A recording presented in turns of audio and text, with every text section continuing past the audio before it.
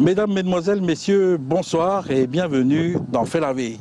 Ce numéro sera entièrement consacré à l'environnement. Et aujourd'hui, nous allons parler de la gestion des déchets, puisqu'au centre d'enfouissement technique de Vailepo, tout est mis en place pour que le tri soit fait.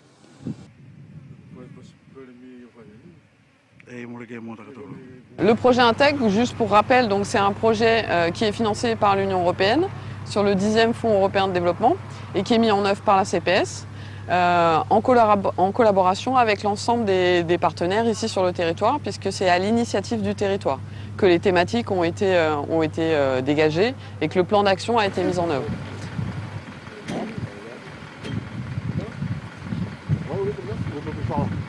Alors au niveau du centre d'enfouissement technique, au-delà du fait que on renforce aussi le centre d'enfouissement technique avec différents types d'équipements tels que le compacteur, le broyeur de verre, l'élévateur, on a acheté un élévateur également. On va pouvoir aussi mettre en place, là il est en train d'être mis en place différents types de panneaux tels que celui-ci pour bien montrer les différents endroits où on peut mettre les différents types de déchets.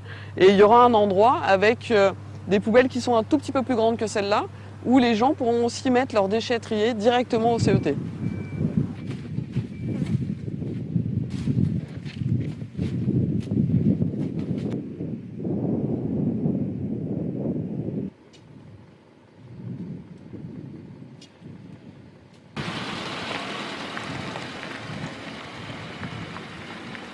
Une des priorités qui avait été remontée par le territoire, c'est d'améliorer la gestion des déchets.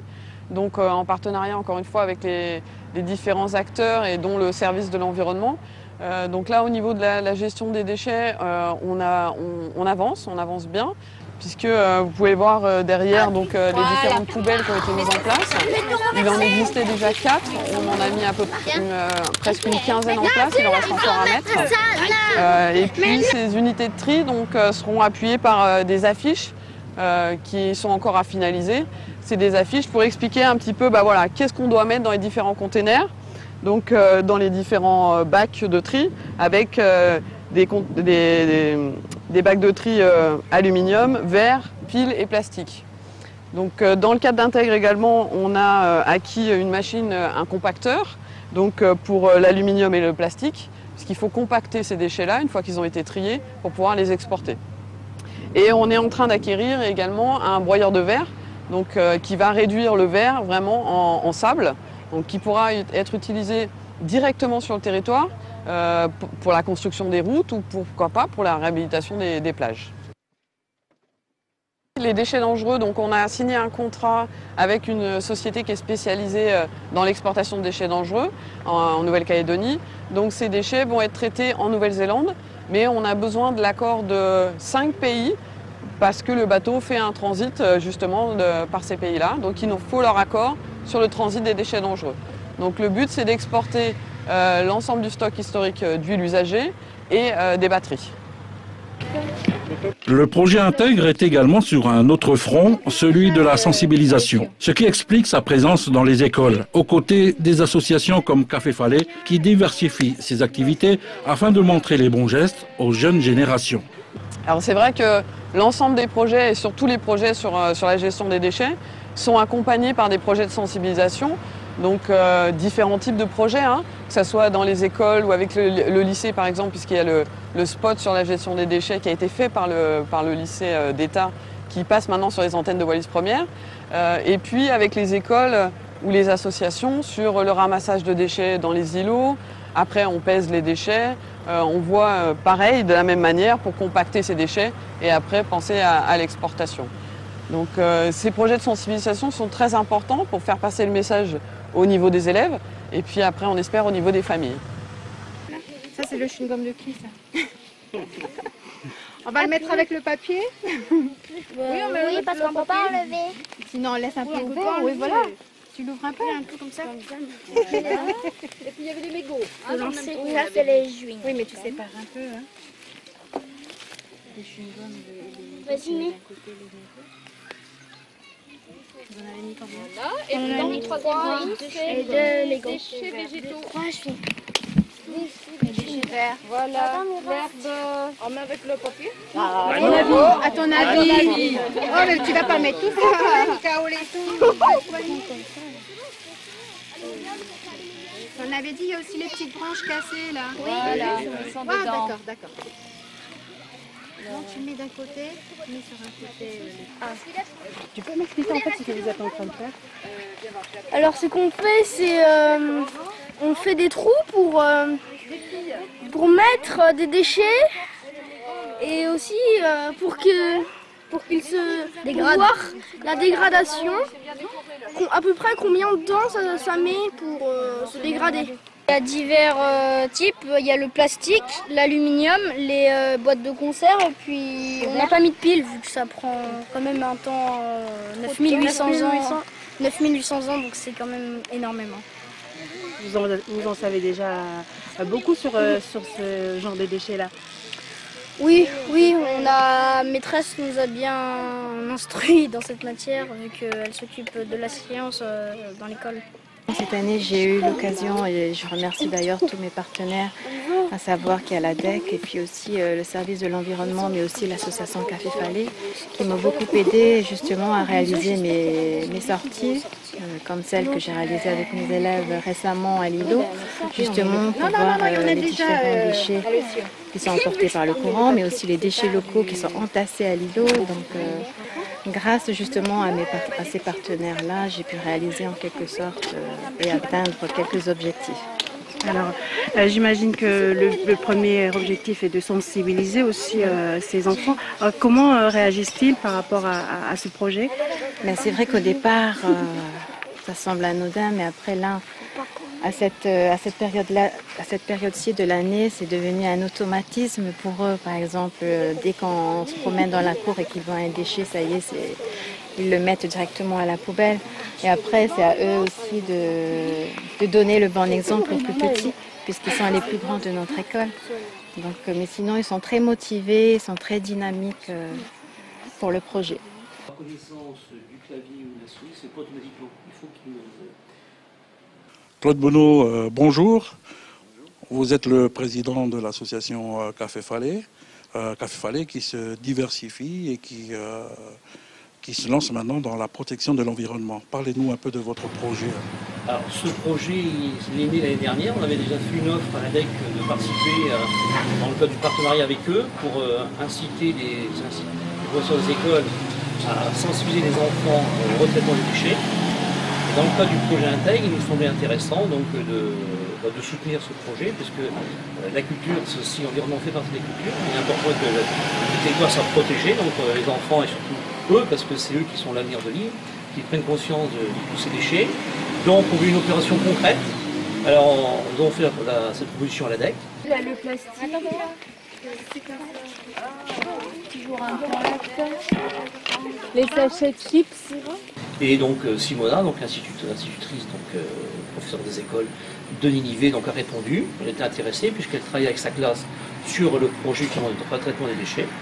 Et avec le projet donc Intègre et Julie et Simon, donc on a mis en place tout un projet dont le but est, vous avez pu le constater hier quand vous êtes venus sur le site, hein, donc d'abord une sortie à Lilo avec les enfants qui a eu lieu le 19 juillet dernier. Les enfants ont collecté une grande partie de la journée, avec aussi des activités ludiques bien sûr.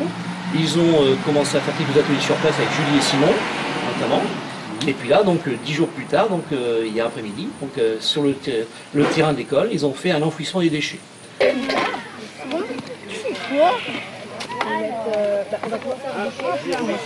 S'arranger à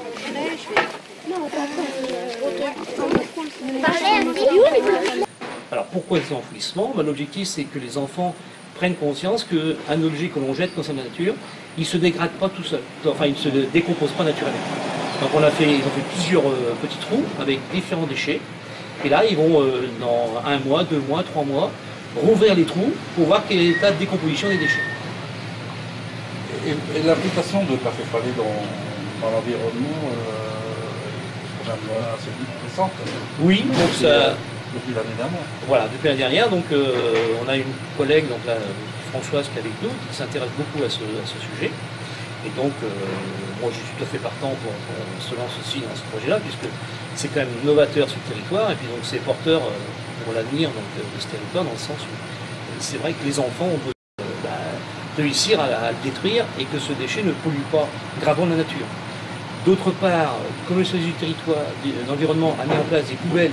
Dans toutes les écoles maintenant, il y a un petit poste avec les 3 bacs de tri. Il est important de montrer aux enfants pourquoi on a mis ces blocs de tri, ces bacs de tri.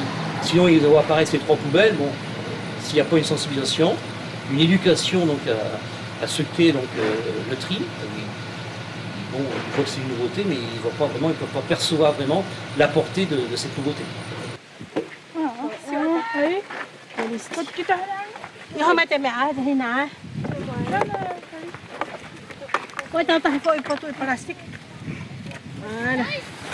Avec ça? Avec ça, comme tu dis. Non, non.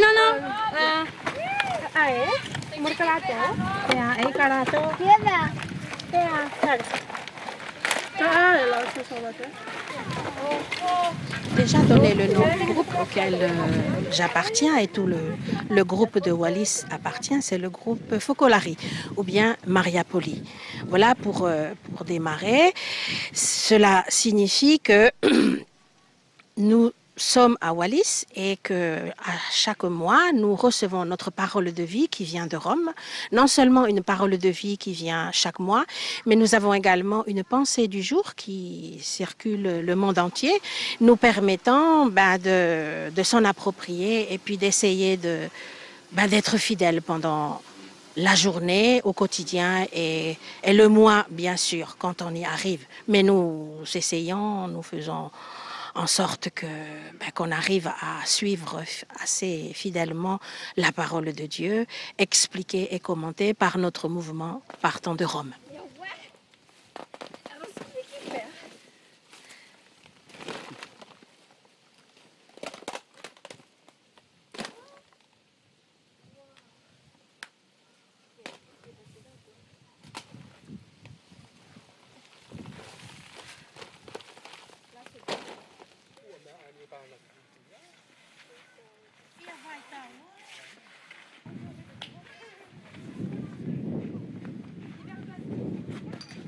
La parole de vie qui nous est délivrée, elle nous aide à essayer de vivre au plus près, au plus concret possible l'amour fraternel. Donc entre chaque être humain, il faut qu'il y ait ce sentiment d'amour fraternel. Et ce sentiment d'amour fraternel va aussi vers la nature, puisque la nature, Dieu a créé la nature et Dieu a voulu que l'homme soit fier de la nature, soit heureux dans la nature et donc il faut respecter la nature. Le même respect envers ton prochain, tu portes ce même respect envers la nature. Voilà, Léon, le lien qui permet de dire aujourd'hui que les membres du Focolari essayent de vivre à Wallis.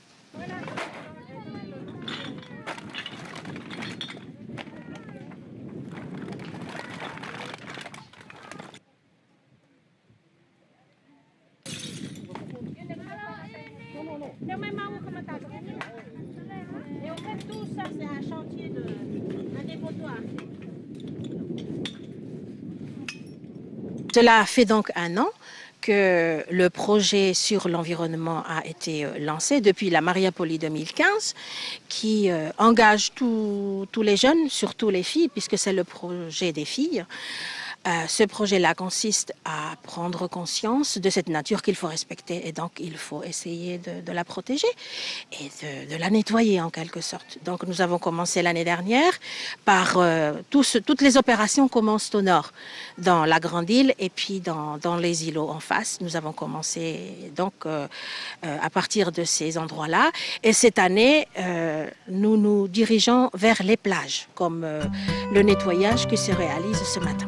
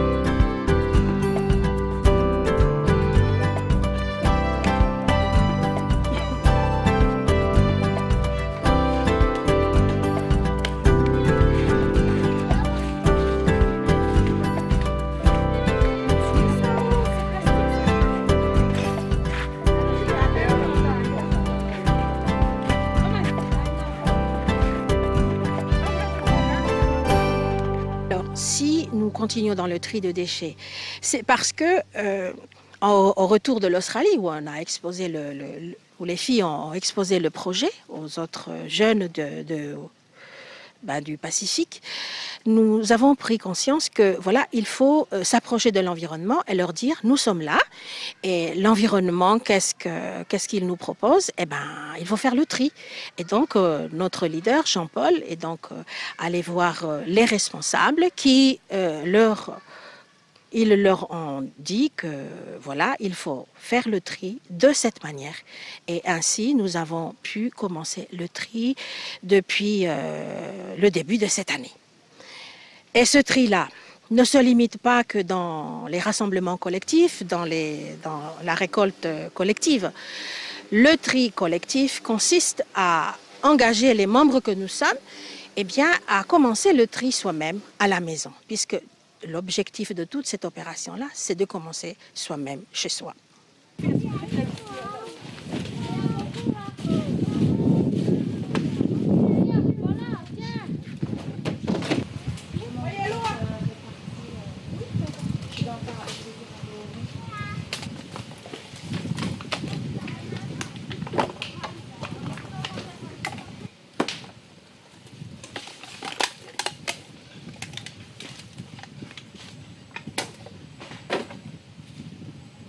Au début, c'était un peu casse-tête, mais au final, c'est tout de même plus facile, puisqu'on est amené à la fin de chaque mois à rassembler tous nos déchets.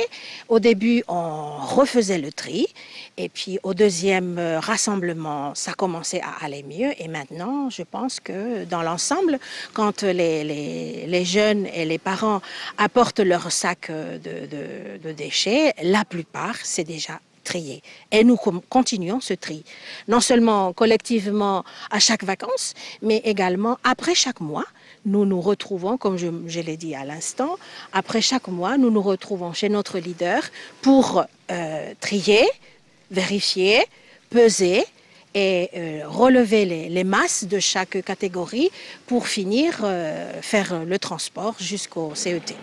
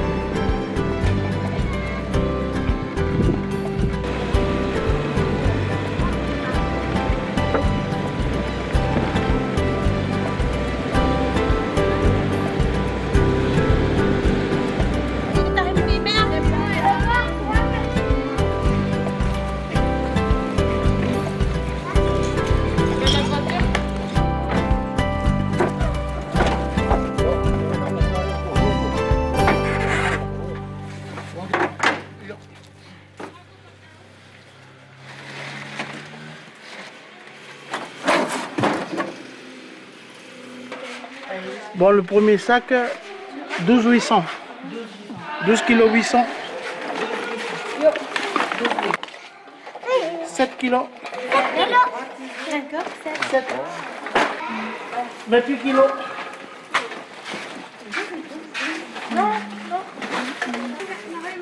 12 600.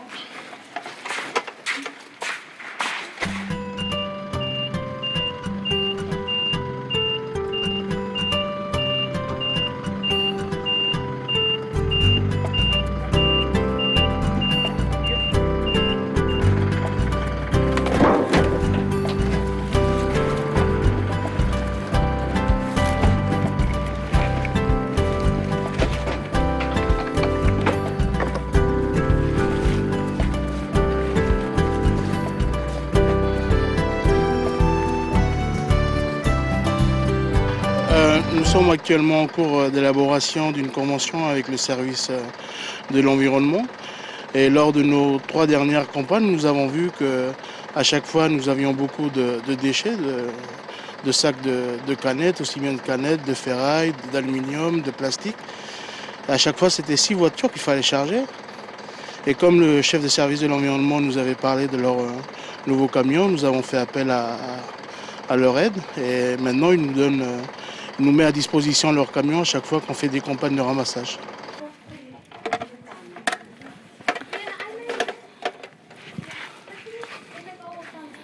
« 8 kilos. »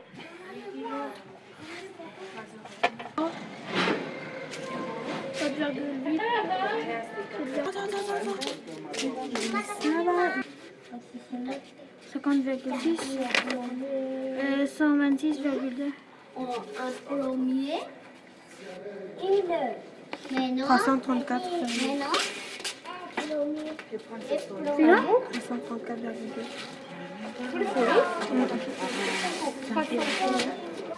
Alors ce tri, on le fait en essayant de voir grand, de voir loin. C'est-à-dire qu'on voit bien l'évolution de la pollution dans nos îles. On voit bien comment nos plages diminuent à vue d'œil, parce que été après été, c'est toujours plus rongé par la mer. Et donc, si on le pouvait, on passerait une semaine rien qu'ici sur le bord de mer de Vailala. Mais le désir, le souhait maintenant à l'issue de cette journée, c'est qu'il y ait un éveil des consciences de la part des autres générations, mais aussi des autres jeunes de Wallis. Dans le sens où ce n'est pas quelque chose qui est fermé au mouvement des Focolari, c'est quelque chose qu'on lance, mais qui est une invitation à toute la population en tant que Wallisiens pour préserver notre environnement.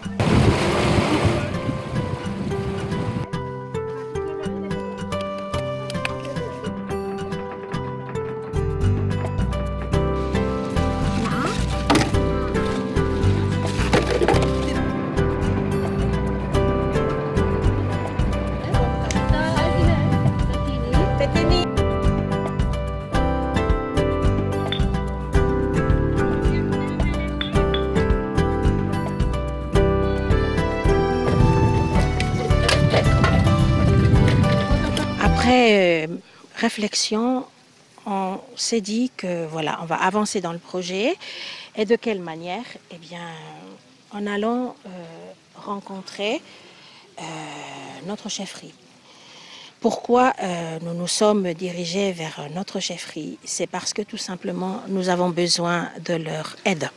Nous avons besoin de leur appui parce qu'ils ont la possibilité de donner, de comprendre déjà, d'être sensibilisés en premier lieu pour qu'ensuite, eh bien, cette sensibilisation passe auprès de chaque village, auprès de chaque chef de village et que je pense qu'au final, tout le monde peut commencer à faire attention.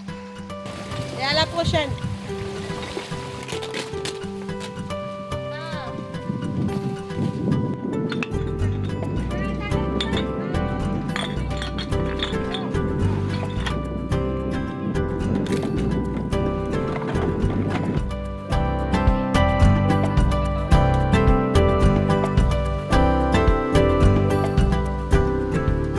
Le tri des déchets est aujourd'hui de mise, puisqu'à 40 mètres à peine sous les déchets du centre d'enfouissement technique de Vailepo, il y a la nappe phréatique.